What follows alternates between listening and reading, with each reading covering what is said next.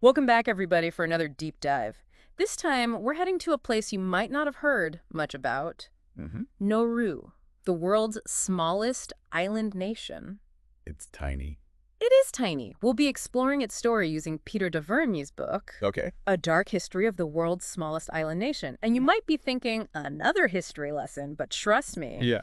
this is anything but your typical dusty textbook tale. Right. What's fascinating about Nauru is how this tiny island, seriously, you can drive around the entire thing in about 20 minutes, Mm-hmm. went from a peaceful paradise known as Oh. Pleasant Island Yeah. to a cautionary tale. Pleasant Island. Okay, that definitely grabs my attention. But how did things go so wrong? Well, it all starts with Captain John Fern's discovery of Nauru back in 1798. Okay. He was met with welcoming Nauruans and lush landscapes. So idyllic. Everything seemed idyllic, yeah. Yeah. But the arrival of Europeans, even seemingly harmless ones, marked a turning point. Okay. Take William Harris, for example. Okay. He was a beachcomber who actually integrated into Norwegian society, married a local, and raised a family. Sounds pretty peaceful. Yeah. Sounds pretty peaceful, right? Yeah, almost like a heartwarming story of cultural exchange.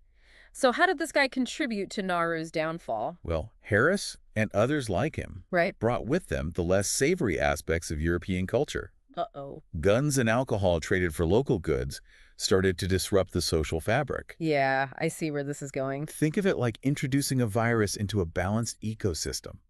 By the 1880s, Nauru was engulfed in a civil war, a far cry from the tranquility Captain Fern encountered just decades earlier. Wow, so in less than 100 years, Yeah. they went from peaceful paradise to civil war. It's crazy how seemingly small changes can spiral out of control. Totally. Yeah, But the real turning point, I'm guessing, was the discovery of phosphate in 1899. exactly. This discovery was like striking gold. Okay. But as we'll see, it was a double-edged sword. I was going to say there's always a catch. It attracted the attention of powerful nations eager to exploit this valuable resource. Germany initially took control, but after World War I, Right. Australia gained control and essentially turned the island into a massive phosphate mine. So Australia was basically running the whole show. Pretty much. And they weren't exactly concerned about sustainability. This doesn't sound good. Imagine a once lush tropical paradise Okay. transformed into what photographer Rosamund Dobson Roan described as the dismal, ghastly tract of land in 1921. Hold on. Dismal and ghastly. That's pretty harsh. What did the mining actually do to the island? The mining process involves stripping away the top layer of soil and rock, leaving behind these towering white coral pinnacles. Oh. It was a stark visual representation of the environmental devastation. Yeah, I can imagine. But the real kicker is that Australia was selling this phosphate below market price to benefit its own farmers. Wait, so they were profiting off Nauru's resources while simultaneously undercutting their potential earnings? Yeah. That's messed up. It was a classic case of prioritizing short-term economic gains over the long-term well-being of both the Nauruan people and their island. Right. And it didn't stop there.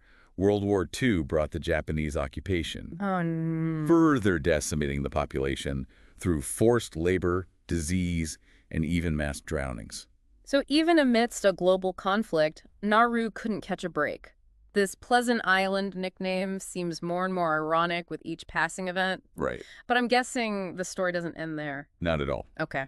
Nauru eventually gained independence in 1968, Okay. but they were left with a legacy of exploitation, a heavily damaged environment, and limited options for rebuilding their nation. So independence brought hope, but also a whole new set of challenges. Right. What did they do with their newfound freedom, especially knowing that their main source of income, the phosphate, was finite? What their decision-making is where things get really interesting, Okay. and honestly, a bit perplexing. Okay, now I'm even more intrigued. You've got to tell me more. I will. So you see, despite knowing that the phosphate wouldn't last forever, the newly independent Republic of Nauru decided to, well, catch in. They ramped up exports, hoping to secure their financial future. That they went all in on phosphate, kind of like a gambler betting everything on one last hand? That's a pretty apt analogy. Yeah. And for a short while, it seemed like they'd hit the jackpot. Nauru experienced a period of unprecedented wealth. Really? Yeah. Their per capita GDP was second only to Saudi Arabia's. Wow. That's incredible. Stories emerged of extravagant spending. Think sports cars on a tiny island, Okay. using money as toilet paper, even funding a musical about Leonardo da Vinci that flopped spectacularly. Hold on, they funded a musical. Okay, Right. now that's just wild. It's a crazy story. Yeah. But were everyday Nauruans actually living this lavish lifestyle? Not exactly. While the government provided free education and healthcare, and most Nauruans were employed by the state, the reality was far from the champagne and caviar image often portrayed. Much of the wealth was concentrated at the top, and the reckless spending, coupled with the dwindling phosphate reserves, Yeah. is a recipe for disaster. So it was a boom period, but built on a very shaky foundation. Yeah, It sounds like they were setting themselves up for a major fall. exactly. It's like building a house on sand. Right, right. Eventually, the tide comes in and washes it all away, and that's pretty much what happened to Nauru's economy. Wow. Desperate for solutions, they tried to diversify. Okay. But their efforts were often misguided and sometimes even veered into legally questionable territory. Okay, now I'm really curious. Yeah. What kind of questionable choices are we talking about? Well, in the 1990s, Okay. they dove headfirst into the world of offshore banking. Oh, okay. They licensed hundreds of foreign banks, Huh. many operating with little oversight, Oh, so basically no rules. turning Nauru into a haven for money laundering. So they basically became a tax haven. I bet that didn't win them any favors with the international community. Not exactly. Mm-hmm. It attracted a lot of unwanted attention and even sanctions from the U.S. under the Patriot Act. Right. And there was the selling of Nauruan passports, Oh, wow. another attempt to generate quick cash, which further damaged their reputation. It sounds like they were grasping at straws, trying anything to stay afloat. But was it all just bad decisions? Right. Or were there external forces at play that made their situation even worse? That's a complex question. Yeah. Some economists, like Helen Hughes, argue that Nauru squandered its phosphate wealth through mismanagement and corruption. Okay. Others, like Tony Adoa, who was actually in charge of licensing banks, Oh, wow. claimed that Nauru was exploited by sharks and crooks who took advantage of their vulnerability. So it's a bit of a chicken and egg situation. Yeah. It's hard to say definitively whether internal mismanagement or external exploitation was the primary culprit. Exactly. It's likely a combination of factors. Yeah. But one thing's for sure. Nauru's situation became increasingly dire as the phosphate reserves finally ran dry in the early 2000s. So that's when the real economic collapse hit. What did they do? Faced with mounting debt and the inability to provide basic services, Right. they turned to Australia for help. Okay. Australia agreed to manage their finances, but at a steep price. What kind of price? Australia agreed to provide aid and financial support, but with a condition. Nauru would host an Australian detention center for asylum seekers. Oh, wow. Yeah. That's a controversial move. Very much so. So Nauru essentially became a holding place for refugees seeking asylum in Australia. Yes. This decision, made in 2001, provided much-needed revenue but came at a significant moral and ethical cost. Yeah. The conditions in the detention center were widely criticized by human rights groups, Right. with reports of overcrowding, inadequate health care, Wow. and a profound impact on the mental health of the asylum seekers. It sounds like a classic example of a desperate nation forced to make a difficult choice, with serious consequences for all involved. And all of this happening on an island that was once a tropical paradise. It's hard to reconcile those two images. It is a stark contrast. Yeah. And while the detention center has been downsized in recent years, Okay. the legacy of this decision and the environmental devastation caused by mining continues to haunt Nauru. So even today, they're grappling with the consequences of choices made decades ago. What's the situation on the island like now? Well, Nauru's landscape remains scarred, a constant reminder of the intensive phosphate mining. The island struggles with high rates of obesity, diabetes, and alcoholism, all linked to the dramatic shift in lifestyle and diet brought about by the phosphate boom and its aftermath. Right. They're heavily reliant on Australian aid and visa fees to keep their economy afloat. It's a pretty bleak picture. It is. Do Nauruans ever look back and wonder what might have been if things had gone differently? There's a particularly poignant quote from James Angamia, a Nauruan minister, who lamented the discovery of phosphate. He said, "I wish we had remained poor, but with our beautiful island intact." That's heartbreaking. It is. It really highlights the human cost of this story. Yeah. All the wealth in the world can't replace a healthy environment and a sense of cultural identity. Exactly. And that brings us to an important question. Okay. What can we learn from Nauru's experience, both in terms of resource management and the responsibility of developed nations towards places that have been exploited? It's a sobering question, but a crucial one. It is. Because while Nauru's story might seem unique, Right.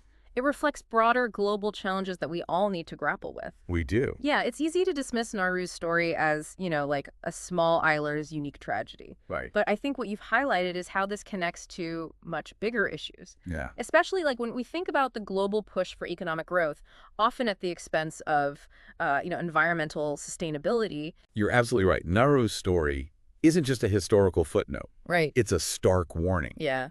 It forces us to confront these uncomfortable truths about our globalized world. Right. Right. We can't ignore the interconnectedness of our actions Yeah. and the fact that choices made in one part of the world can have ripple effects felt thousands of miles away. So how do we apply those lessons? Like, what can we actually do to prevent similar situations from happening in the future? Well, first, we need to move beyond this simplistic narrative of developed versus developing nations. Okay. Nauru's experience shows that even with independence, true economic and environmental sustainability requires a global effort. Right. Developed nations have a responsibility to acknowledge the historical context of exploitation Yeah. and work towards more equitable partnerships. So not just handouts, Right. but genuine partnerships Right. that empower nations to manage their own resources and chart their own course. Right. But what about the environmental side of things?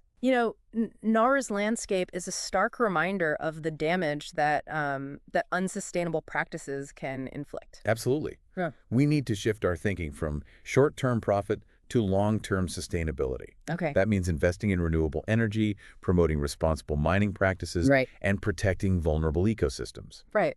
And on a personal level, Yeah. we can all make more conscious choices about our own consumption patterns. Yeah, absolutely. Yeah, it's easy to feel overwhelmed by the scale of these challenges. Yeah. But like you said, everything is interconnected. It is. Even small individual actions, when multiplied across millions of people, Right. can create a ripple effect of positive change. Exactly. Nauru's story, as tragic as it is, Right. can be a catalyst for that change. Yeah. It reminds us that we're not just passive observers. Mm-hmm. We're all participants in shaping the future. Yeah. We have the power to choose a different path, one that prioritizes both people and the planet. That's a powerful message to end on. Nauru's story is a cautionary tale, but it's also a call to action. It is. It reminds us that we have a responsibility to learn from the past, Mm-hmm. make informed choices in the present, and work towards a more sustainable and equitable future. I agree. So as we conclude our deep dive into Nauru's complex history, Yeah. we leave you with this question. Okay. What can you do in your own life to ensure that Pleasant Island's story serves as a lesson learned, Right. not a tragedy repeated? That's a great question. It's a question worth pondering. Thanks for joining us on this deep dive, and until next time, stay curious.